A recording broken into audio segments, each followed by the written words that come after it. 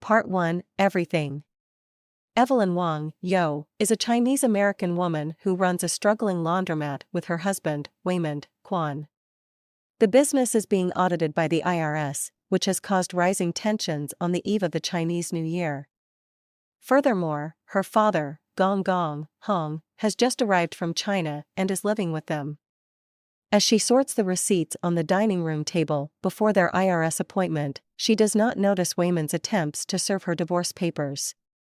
Her daughter, Joy, Sue, and her girlfriend, Becky, Metal, arrive, as Joy is meant to help breach any language differences at the IRS meeting.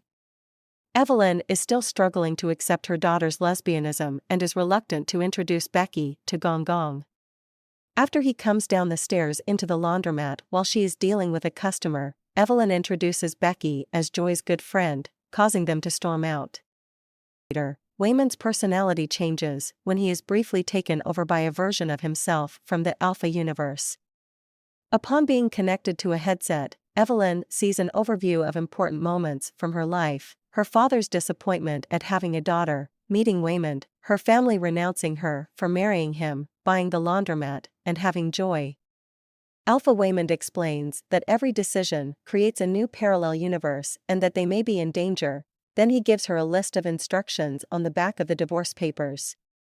Sitting down with IRS Inspector Deirdre Beauberdra Curtis, the Wangs are scolded about their stacks of receipts and tax-deducted items.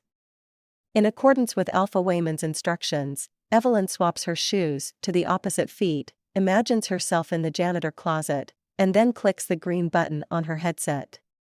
She is pulled backwards into the closet where Alpha Waymond awaits to further explain that she is an important woman in his universe that discovered verse jumping. Before he finishes his explanation, however, Evil Deirdre pulls him through the door and breaks his neck. Back in the real world, Deirdre agrees to allow them another chance to turn their receipts in again by 6 p.m., but fearing another attack, Evelyn punches her in the face. Furthermore, she realizes that her instructions were written on the back of divorce papers that Waymond had already filled out. Alpha Waymond returns to fight off the security guards and take them to the break room. He explains that they are being chased by Jobu Tapaki, a woman whose mind was overloaded and splintered after being pushed too hard by Alpha Evelyn. Now she can verse jump and manipulate matter at will, but has become a being of pure chaos and evil. Alpha Waymond explains that verse jumpers can access skills, memories, and bodies of their parallel universe counterparts by performing a statistically improbable action that slingshots them towards that universe.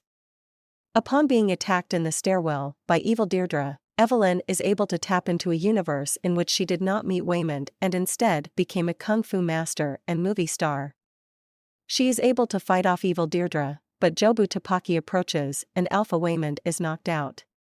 It is revealed that Jobu is actually Alpha Joy, and she kills all of the security guards sent to arrest Evelyn. Jobu shows Evelyn that everything bagel black hole that she has created with which she can potentially destroy the multiverse. Alpha Gong Gong arrives before Evelyn is sucked into the black hole, but he wants to kill Evelyn to prevent her mind from further fracturing. Waymond and Joy return to themselves and are confused by their predicament, which Evelyn futilely attempts to explain. Alpha Gong Gong tries to get Evelyn to kill Joy, but she refuses, instead opting to become more like Jobu so that she may have enough power to defeat her. Alpha Gong Gong calls all of the nearby verse jumpers to come kill Evelyn, but she is able to use the skills and memories from her multiverse selves to defeat them all. Unfortunately, Alpha Waymond is killed by Jobu in the Alphaverse before he is able to kiss Evelyn goodbye. Right after, Evelyn's mind fractures from the stress of splintering herself and she dies. Part 2, Everywhere. Evelyn's mind splinters across the multiverse and she witnesses many bizarre universes, one where she spins signs for a living, one where she has hot dog fingers and is dating Deirdre, and one where a fellow teppanyaki chef is controlled by a raccoon. Jobu once again finds Evelyn and explains that she is not trying to kill her. Instead, she created the Everything Bagel to destroy herself because she is tired of never being present in any one universe. She merely wanted someone to accompany her into the unknown. Evelyn stares into the bagel and accepts Jobu's nihilistic view that nothing matters. She begins being cruel and uncaring in other universes, including using her loved ones, disregarding her responsibilities, and even stabbing Waymond. She nearly accepts Jobu's offer to enter the bagel, but stops when she hears Waymond still fighting for her. In every universe, even when she hurts him, he defends and cleans up after her. He explains that his optimism is not naivete, but rather a conscious choice to be kind, since that is how he fights. Evelyn resolves to fight more like him and defeats Jobu's minions by sifting through the multiverse, discovering what is causing them anguish, and helping them find happiness. In the Tax universe, Evelyn confronts Gong Gong about his lifelong disappointment in her and finally stands up for herself and Joy. Finally, Evelyn reaches Jobu and attempts to pull her back from the brink, but Joy cries out asking Evelyn to just let her go.